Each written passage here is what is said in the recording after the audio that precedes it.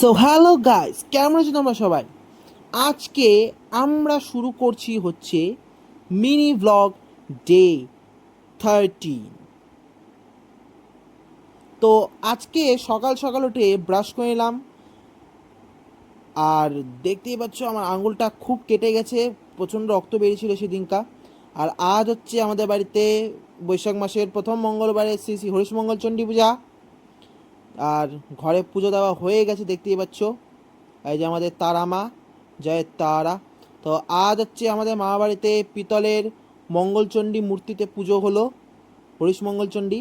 আর সন্ধ্যাবেলায় আমাকে মামুনি দিল লস্যি। তো আজকে এইটুকুই ব্লগ করতে পেরেছি। সকলকে হরিশ মঙ্গলচণ্ডীর আন্তরিক প্রীতি ও শুভেচ্ছা। মা মঙ্গলচণ্ডীর আশীর্বাদে আপনাদের জীবনে সুখ সমৃদ্ধি আসুক। বাই।